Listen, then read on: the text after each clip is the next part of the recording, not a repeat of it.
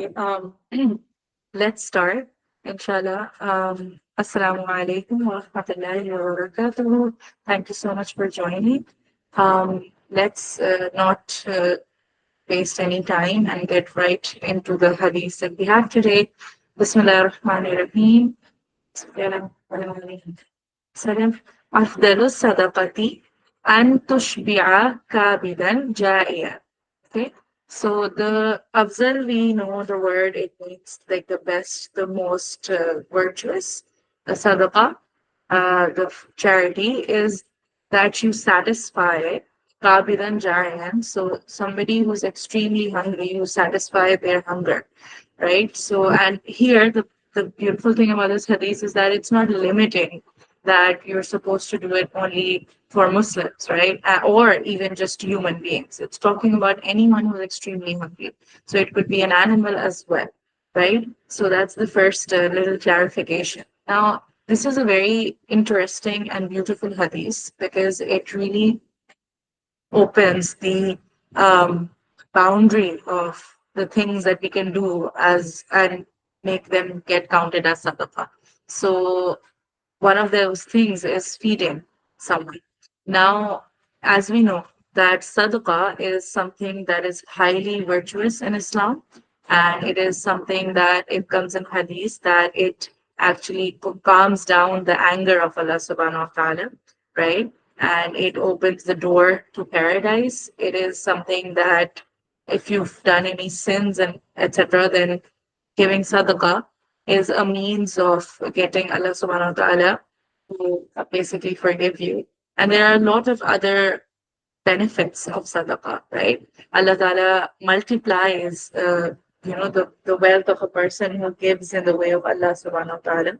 It's in the Quran, it's very interesting when Allah subhanahu wa ta'ala talks about riba, which is interest, and Allah ta'ala uses, puts sadaqah in parallel. So when it comes to riba and interest, we think that our wealth is going to multiply, right? It's going to increase.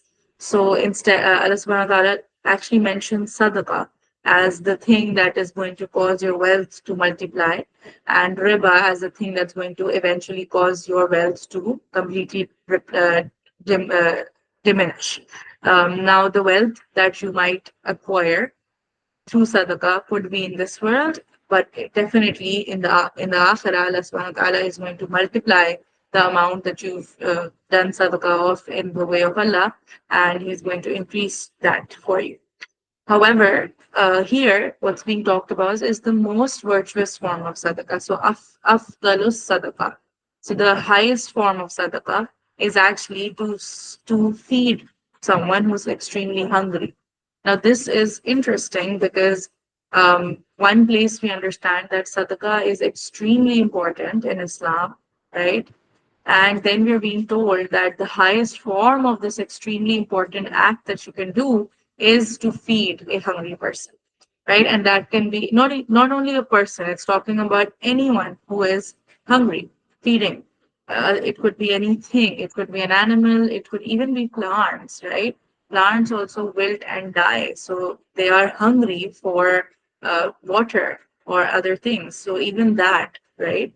So it kind of really opens the meaning of sadaqah for us, that it's not just about giving monetarily, because there are some people who may not be able to afford giving millions in sadaqah in their life, but but definitely, as you know, for example, as women, if I talk about it, most women in their life, like such ahadis makes me really feel that this is another really great thing about Islam, that it caters to all people. So women won't be left behind when it comes to sadaqah, right? Most of the time we see in society that it's women who are actually cooking, right? And they're doing work in the kitchen, right? And often it's taken as something, like not a very good thing in society, like that people think that it's something, like a lot of women complain about how difficult it is for them to do it. And I'm not saying it is not difficult, but what I'm saying is that if you think about it, the normal distribution in which the roles are divided is that the man goes out to earn and the woman stays at home and she cooks. So in such a situation, if it's about sadaqah, so then if she, she won't be able to give out a lot because she's not the one earning. So she might be getting some pocket money, she might have some savings, and from that she can do sadaqah if it was just monetary. But Allah subhanahu wa ta'ala, by making feeding a person or feeding a thing as the afzal of the most virtuous sadaqah, He's actually also enabled women to, if they keep their mindset that if they are cooking at home, if they are married, unmarried, in whatever circumstances, they should try to actually try as much as they can to help in the kitchen or to be happy about the opportunity of getting to cook because feeding a hungry person is afzal of sadaqah. And imagine if a woman lives 40 years of her life and in 40 years of marriage, and every day she cooks and feeds the family twice a day, right? Or maybe even thrice for breakfast, lunch, and dinner.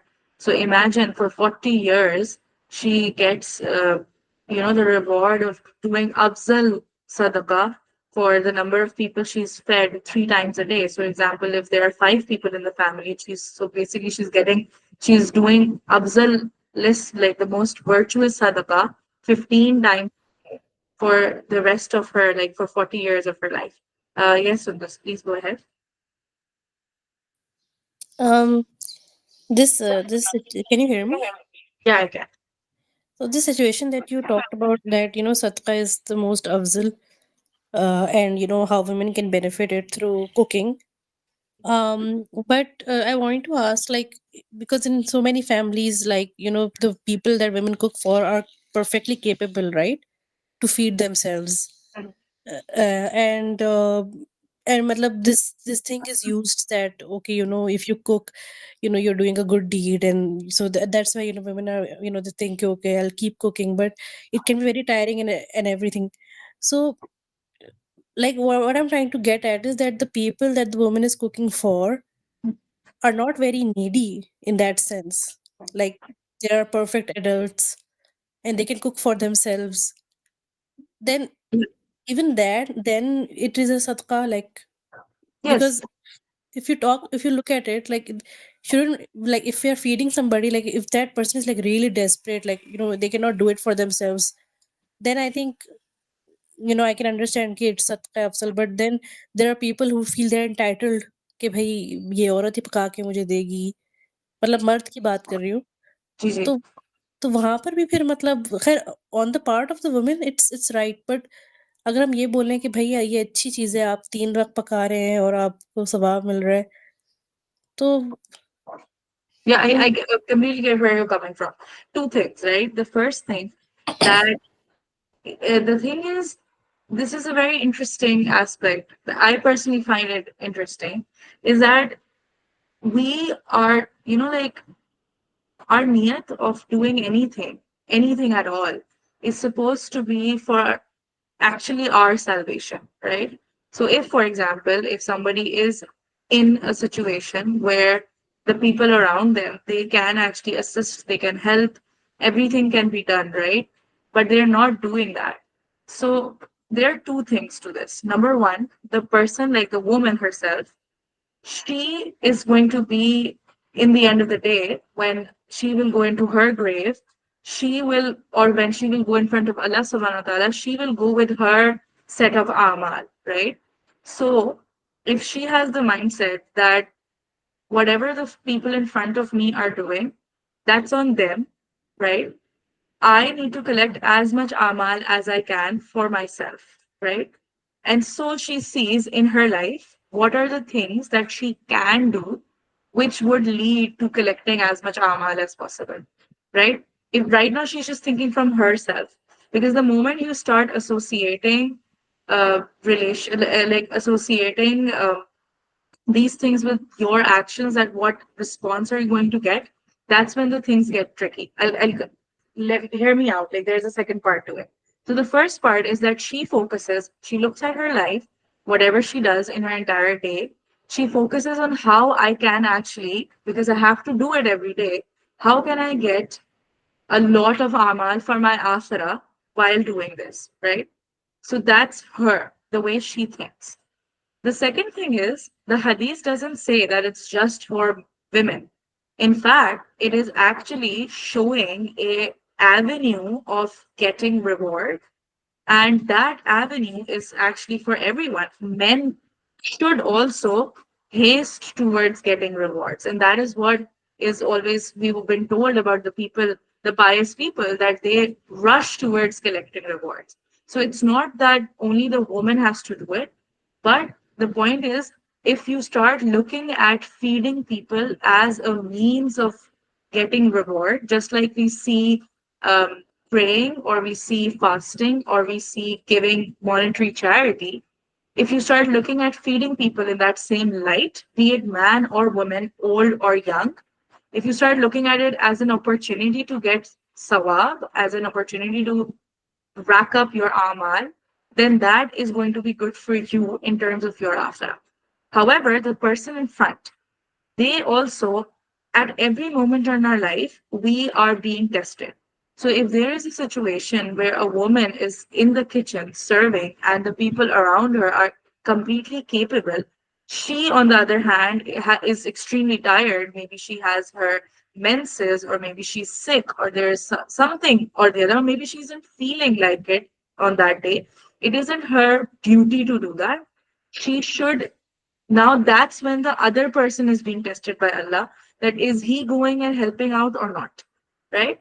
So essentially, if you focus on your akhirah and you do things thinking about your akhirah, then that's actually better rather than thinking that, oh, they are not doing it for me. The second thing is about the hadith is that it talks about satisfying a hungry stomach. Now, it isn't talking about if the person is able to satisfy himself or not, right? It's more about feeding a hungry person, right? So even if that person is capable, then feeding that person can also, is also a form of sadaqah. It is a form of reward. So the way I see these ahadiths is that yes, it can be exploitative, but you have to remember that Allah is the most, He's the best of judge. He's very adil. So if somebody is actually exploiting another person, right? So what will happen is that person A, who is thinking that I'm getting ajar for doing this, and the other person is thinking कि इनसे काम कराओ, इनको बता दो कि भाई सवाब मिलेगा, करो करो. So ठीक है, इस दुनिया में maybe for 40 years of their life they might have gotten exploited, but every time they did that act for the sake of sawab, right? They are going to get rewarded, and the other person who was exploiting are going to be punished for what they were doing, right? So that's how, if anybody is exploiting another person because that person likes to do things that are rewarded, the things that have come to us in the Sunnah, in Hadith, and in the Quran as virtuous acts, and people are actually using that against that person. In the end of the day, how much are they going to be using that person? They can only use them for a couple of years, right? In the end, this dunya zindagi is very small, and we are going to die. And what will happen in the end is that the person who was exploited, that person is going to end up with a lot of ajar and amal, and he's going to live a lifetime of aish or ishrat and pleasure in the Jannah.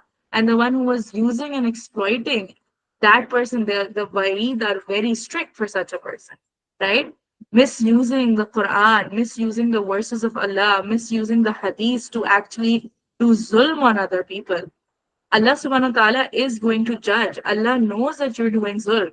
For example, a person is completely capable, women 5 घंटे kitchen के अंदर काम करके, she comes back into the room and she sits down and she's heaving and she's garmi and everything. And the man is completely capable of getting up and getting a glass of water for himself, and he's like, "Yeah, zara pani lao." And she looks at him like, "Sawab milega pani pilane ka." वो पानी लेके आएगी, अल्लाह उसको सवाब देगा, may be बहुत सारा दे दे, right? मतलब अल्लाह वुड मल्टीप्लाई इट बाय अल्लाह की शान के मुताबिक. But the person who just did that zulm, he is going to get punished by Allah subhanahu wa ta'ala for it. Because you are going to answer for your actions to Allah ta'ala in the end of the day. So I just personally feel that if you keep your mind that, okay, even if the other person is exploiting me, what am I getting? I'm getting ajar. Even if the samne wala did not appreciate that I went over and beyond for them, doesn't matter. I did not do it for that. I did it for the reward in the akhirah. And maybe that thought also will become a very big, reward for me, right? So that's how I like to see this thing. So, yeah. So the point about yes, that's one of the things that I had in mind about this hadith, and how feeding, as it is a thing that really does make life difficult for a lot of women. But if you start thinking of it as an opportunity to get sawab, then maybe at least you have to. So because for some women they have to do it. They can get angry, they can get upset, they can be frustrated, whatever, but they have to, in the end of the day, do it. So it's better to actually, if you have to do something you're not very happy doing, अगर आपको उसमें सवाब मिल जाए, अगर आखिरत के लिहाज से अफजल सदक़े में काउंट हो जाए वो चीज, so at least that is more beneficial for you, right? Another very important thing that you should remember is that for people who do things because the Prophet has instructed it, or because Allah is going to be happy with them if they do it, even if they are getting exploited, trust me on this, Allah is the protector for those people, right? Because we have the Sahaba were so kind and so polite, and they could easily be misused and exploited, right? Imagine the kind of masoon people the Sahaba were, but Allah is their protector. Allah protects those people. Yes, definitely. The balance is important. What I'm trying to say is that, sometimes, for example, somebody in your in-laws is sick and you really tend to them. At that moment, you are not supposed to, but you try your level best that they get restored to health as soon as possible. And maybe after they get better, they don't even mention any thanks, or they don't even appreciate you. Or maybe they're actually back to giving you tanas and stuff. But that's what I mean, that if your mindset is that whatever I'm doing is for Allah and not for the person in front of me, you will definitely get rewarded in the akhirah, and even in this dunya. Allah subhanahu wa ta'ala does not let any good deed go to waste, right? If you have always been a kind and a good person, remember how Amma Khatija explained this to the Prophet? And that is it, what's interesting to me in hadith, or in seerah, is that everything that has come to us, right? It has come because Allah has decided or chosen for it to be preserved. Right? Because there's a lot that might have happened that hasn't been preserved from the seerah.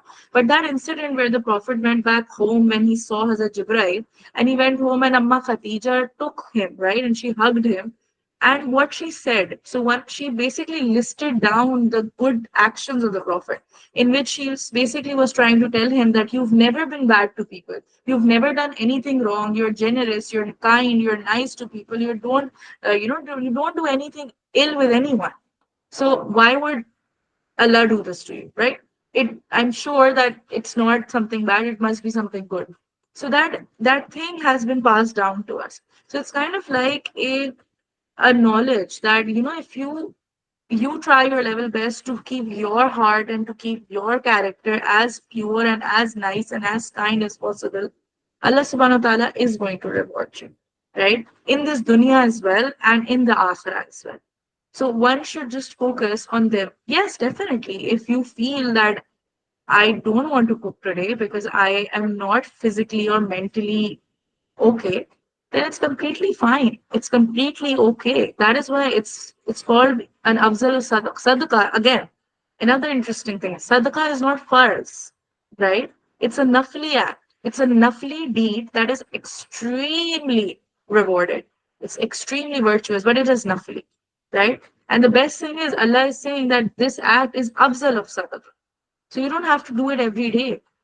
You can, without having to feel bad about it, you can say that I won't do it today. I don't feel, my body needs rest. And that is you giving the hug of your body to your body. That in itself is also, you could actually take this hadith in that way, that rest, feeding is not necessarily just food, right? Like, even an animal is, if he's thirsty and you are basically satisfying his hunger for water, that would also come into this hadith. So similarly, if your body needs rest and you're satisfying your body's need for rest, that in itself could actually be a form of charity from you to your body, right?